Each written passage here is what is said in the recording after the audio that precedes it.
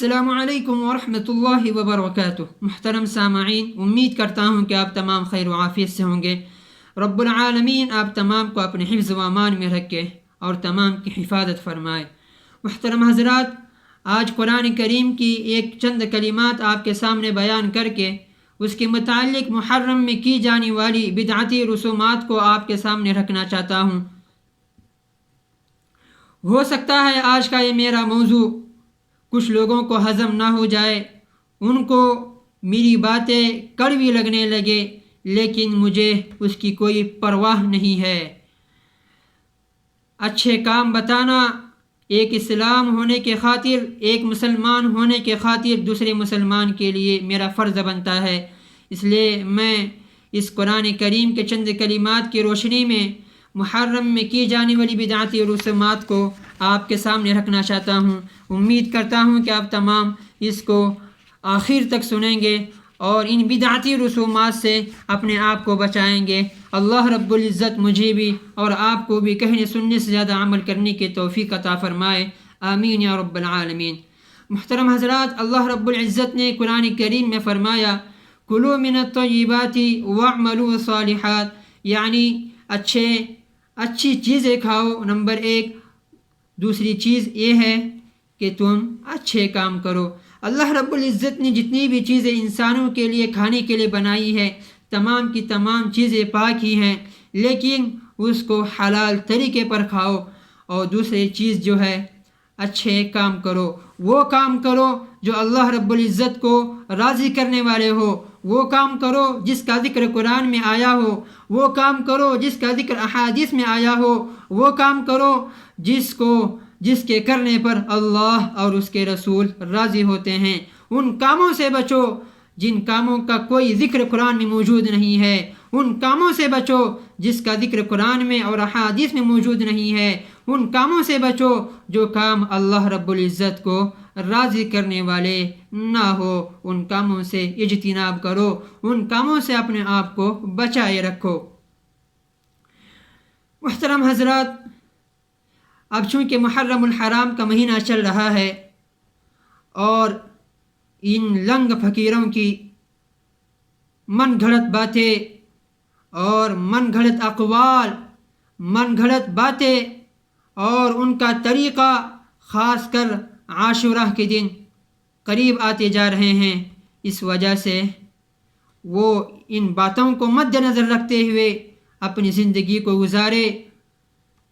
محترم حضرات، دیکھیے دنیا میں بہت سارے لوگ موجود ہیں، جیسے کہ ہمارے ہندو بھائی بھی ہیں، کافر بھی ہیں، مسلم بھی ہیں، شیعہ بھی ہیں، سب کچھ ہیں، لیکن اگر ہم کافروں کو دیکھیں گے وہ تو ظاہر سی بات ہے، وہ تو ظاہر اعتبار سے بھی اور باطنی اعتبار سے بھی اللہ رب العزت کا صاف انکار ہی کرتے ہیں، لیکن ایک مسلمان ہیں، ان میں بھی بہت ساری فرقے ہیں، اہل سنت والجماعت ہے، شیعہ ہے، خارجیہ ہے، خوارج ہیں، بہت ساری فرقے ہیں، لیکن ان فرقوں میں سے سب سے اہم فرقہ وہ فرقہ ہے جو قرآن و احادیث اور نبی کریم صلی اللہ علیہ وسلم کے طریقے پر بتائے ہوئے طریقوں کو اپنائے، اپنی زندگی میں اپنائے اور انہی طریقوں پر عمل کرے، اور یہی فرقہ جنت میں جانے والا بن جائے گا۔ بعض لوگ ایسے ہیں ہمارے اسلام میں، ایسے سرکام انجام دیتے ہیں، ایسے کام کرتے ہیں کہ ان کا کوئی اسلام سے کوئی تعلق ہی نہیں ہے، نہ وہ کام قرآن میں ملتے ہیں اور نہ ہی احادیث میں ملتے ہیں۔ ہاں، اگر وہ کام ملتے ہیں تو ان کی لال کتاب، دادا سکڑ دادا پکڑ دادا کی کتابوں میں ملتے ہیں، لیکن قرآن و احادیث میں نہیں ملتے ہیں۔ ان کے دادا پکڑ دادا سکڑ دادا کی کتابوں میں شاید لکھا ہوا ہوگا کہ محرم کے مہینے میں شادی کرنا حرام ہے، وہ یہ سمجھتے ہیں کہ محرم کے مہینے میں تعزیہ نکالنا جائز ہے، وہ یہ سمجھتے ہیں کہ محرم کے مہینے میں گھوڑا نکالنا اور اس کے نیچے سے عورتوں کا گزارنا، بچوں کا گزارنا، خود ان کے نیچے سے گزرنا، یہ ان کے دادا پکڑ دادا سکڑ دادا کی کتابوں میں لکھا ہوا ہوگا، لیکن یہ خود اپنے آپ کو اہل سنت کر کے، اہل سنت کا نام دے کر یہ کہتے ہیں کہ یہ تمام جائز ہے۔ جی نہیں، یہ جائز نہیں ہے۔ اہل سنت والجماعت میں یہی ہے کہ تمام کی تمام چیزیں حرام ہیں، حرام ہیں، حرام ہیں۔ اگر آپ اہل سنت ہیں تو اہل سنت کے طریقے پر چلیے، اور اگر آپ اہل سنت نہیں ہیں تو اہل سنت بن جائیے، بیچ کے مت رہیے۔ بعض لوگ ایسے ہیں جو اہل سنت کا دعویٰ کرتے ہیں لیکن ان کے کام تمام شیعوں کے طریقے پر ہیں۔ ہاں شیعہ ہے، ان کو کرنے دیجئے، اپنے الفاظ سے، اپنی زبان سے اس کو سمجھائیے، سمجھے تو ٹھیک ہے، نہیں تو کوئی بات نہیں ہے، لیکن شیعوں کے طریقے پر مت چلیے۔ ہاں ان کے پاس احادیث موجود ہوں گے، ان کے پاس تمام کتابیں موجود ہوں گے تعزیہ نکالنے کے، محرم کے مہینے کو منحوس کہنے کے، تمام ان کے پاس موجود ہوں گے، لیکن ہمارے اہل سنت والجماعت کے یہاں پر یہ تمام چیزیں موجود نہیں ہیں۔ آپ اگر اپنے آپ کو اہل سنت والجماعت کی جماعت میں شامل کرنا چاہتے ہو تو آپ ان طریقے کو مت اپنائیے، اس طریقے کو اپنائیے جو طریقہ نبی کریم صلی اللہ علیہ وسلم نے فرمایا ہے۔ محرم کے مہینے میں تعزیہ نکالنا، پنجہ نکالنا حرام ہے۔ محرم کے مہینے میں مرثیہ پڑھنا حرام ہے۔ محرم کے مہینے میں پنجہ چڑھانا، ایک لکڑی کو ہزاروں کپڑے پہنانا، اور اس کا نام حضرت علی اصغر، اس کا نام علی اکبر، اس کا نام فاطمۃ الزہراء، اس کا نام علی حسن، اس کا نام حسین، یہ تمام کے تمام نام متعین کرنا اور یہ تمام کی تمام چیزیں رکھنا، یہ تمام اہل سنت والجماعت کی کتابوں میں آپ کو نہیں ملے گا۔ یہ تمام سنت کے خلاف ہے، قرآن کے خلاف ہے، احادیث کے خلاف ہے، اور نعوذ باللہ من ذالک۔ ان تمام پنجوں کے سامنے اپنی منتیں مانگنا ہے، اپنی مرادیں مانگنا، اپنی تمنائیں پوری کروانا، کتنی عجیب بات ہے۔ یہ تمام کے تمام شرک ہے۔ ارے بھائی، وہ چندیاں، وہ کپڑوں کے ٹکڑے، وہ کپڑے کے چندیاں ایک لکڑی کو پہنا کر ان کے سامنے منتیں مانگنا عجیب بات ہے، کمال کی بات ہے۔ ان کے سامنے مٹھائیاں لے کے جانا، ان کے نام پہ چڑھاوا چڑھانا، یہ تمام کے تمام حرام، یہ تمام کا تمام بالکل غلط، بالکل ناجائز ہے۔ یہ کسی کتابوں میں نہیں ملتا ہے، یہ کسی احادیث میں نہیں ملتا ہے، اور جیسے کہ میں نے کہا اگر یہ ملے گا تو ان کی دادا سکڑ دادا پکڑ دادا کی کتابوں میں ملے گا، لیکن نعوذ باللہ قرآن و حدیث میں یہ تمام چیزیں دستیاب نہیں ہیں۔ ان لوگوں نے اپنی من گھڑت باتیں بنا کر ان تمام لوگوں کو گمراہ کرنے کی کوشش کی ہے۔ اللہ رب العزت مجھے بھی اور آپ کو ان تمام باتوں سے اپنے حفظ و امان میں رکھے، ان تمام افعال سے اپنے حفظ و امان میں رکھے۔ محرم کے مہینے میں نوحہ کرنا، چیخ چلانا، رونا دھونا، اپنا گریبان پھاڑنا، اپنے اوپر وار کرنا، اپنے اوپر زخم کے بیج بونا، اپنے جسم سے خون نکالنا، اپنے زبان میں سوئیاں گھسانا، اپنے کانوں میں سوئیاں گھسانا، اپنے جسم پر تلواروں سے وار کرنا، ارے میرے بھائی، اس کا قرآن و حدیث میں کوئی ثبوت ہی نہیں ہے، یہ آپ لائے کہاں سے ہو؟ یاد رکھیے حضرت جعفر طیار رضی اللہ عنہ نبی کریم صلی اللہ علیہ وسلم کے سگے چچا کے لڑکے تھے۔ یہ میدان جنگ میں شہید ہوئے۔ جب یہ شہید ہوئے تو ان کی 4 بیویاں تھیں، اور یہ تمام کی تمام 4 بیویاں بیوہ ہو گئی۔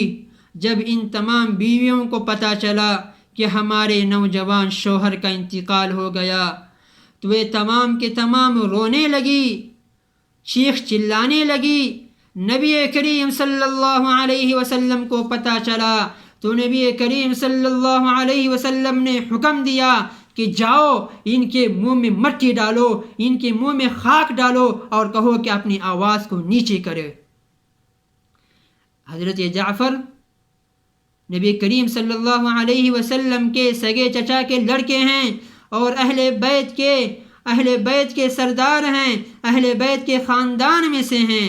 جب نبی کریم صلی اللہ علیہ وسلم نے خود ان کو منع فرمایا، حالانکہ ان کا حق سب سے زیادہ ہے، بیویوں کا حق شوہر سے بالکل قریب ہوتا ہے، رشتہ بہت نزدیکی کا ہوتا ہے، جب ان کو منع فرمایا تو میں اور آپ کیسے حقدار بنتے ہیں کہ حضرت امام حسین کے نام پر سینہ چاک کرے اور اپنے اوپر تلواریں برسائے اور اپنے آپ کو یہ کرے کہ ہم حضرت حسین کے شہید کرنے والوں میں سے نہیں تھے۔ ارے تم تو اس یزید کے طریقے پر چل رہے ہو۔ کتابوں میں لکھا ہے جب حضرت حسین کو شہید کیا گیا تو ان کا سر مبارک یزید کے پاؤں کے سامنے لا کر رکھ دیا گیا تو یہی سب سے پہلے وہ ماتم کرنے لگا، کہا کہ نہیں میں حضرت حسین کے شہید کرنے میں نہیں تھا، ان کے کاموں میں نہیں تھا۔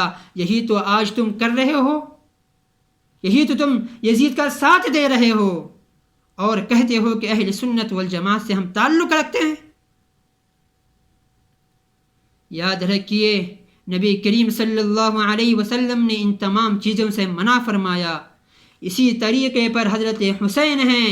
حضرت حسین مرنے سے پہلے حضرت زینب سے فرمایا رضی اللہ عنہا سے فرمایا کہ میرے مرنے کے بعد میرے اوپر نوحہ مت کرنا، چیخ چلانا نہیں، رونا نہیں، اپنا سینہ پھاڑنا نہیں۔ جب حضرت حسین نے ان چیزوں سے منع فرمایا تو آپ کیوں کر رہے ہو بھائی؟ قرآن و حدیث میں اس کا کوئی ثبوت نہیں ہے۔ میرے عزیزوں اور دوستو، ان تمام چیزوں سے مجھے اور آپ کو اجتناب کرنا چاہیے۔ ہاں، اہل بیت سے محبت کرنا ایمان کا جز ہے، ایمان کا اہم ترین ایک منشا ہے، لیکن اس جزو کو، اس اسلام کی محبت اور اہل بیت کی محبت کا اظہار اس طریقے پر کرنا چاہیے جو طریقہ نبی اکرم صلی اللہ علیہ وسلم نے فرمایا ہے۔ اس طریقے کو ہم پیچھے ڈال کر اس طریقے کو اپنا رہے ہیں جو طریقہ قرآن و حدیث میں موجود نہیں ہے۔ میرے عزیزو، بعض جگہ تو قوالیاں ایسی لگائی جاتی ہے، ایسا واویلا کیا جاتا ہے، ایسا نوحہ کیا جاتا ہے کہ اس نوحے میں اہل بیت کی اتنی توہین ہوتی ہے کہ جس کی کوئی انتہا ہی نہیں ہے۔ میرے عزیزو، کیا آپ یہ کر سکتے ہو کہ گھر کی عورتوں کو کسی کے مرنے پر گلی کوچوں میں گھومنے لگ جاؤ اور کہنے لگو کہ بھائی رو، چیخو، چلاؤ، سب کرو؟ کیوں؟ اس لیے کہ میرے اہلیہ کا انتقال ہو گیا، میرے خاندان کا انتقال ہو گیا۔ ایسا آپ کرنے پر راضی ہو جاؤ گے؟ لوگ آپ کو پاگل کہیں گے۔ جب آپ اپنے آپ کو یہ کرنا برداشت نہیں کر سکتے تو یہ تمام ہمارے اہل بیت کی خواتین جو ایک اپنے ناخن کا ایک ذرہ سا حصہ بھی نامحرم کے سامنے نہیں نظر آتی تھی، تو ان کے سامنے آپ ان کے نام پر اتنی توہین آپ کر رہے ہو۔ میرے عزیزو، شرم کی بات ہے، مجھے اور آپ کو شرم آنا چاہیے کہ ہم نبی اکرم صلی اللہ علیہ وسلم کی امتی ہیں اور میں اور آپ ایک کام سر انجام دیتے ہیں۔ اللہ رب العزت مجھے اور آپ کو ان تمام باتوں سے، ان تمام افعال سے اپنی حفظ و امان میں رکھے۔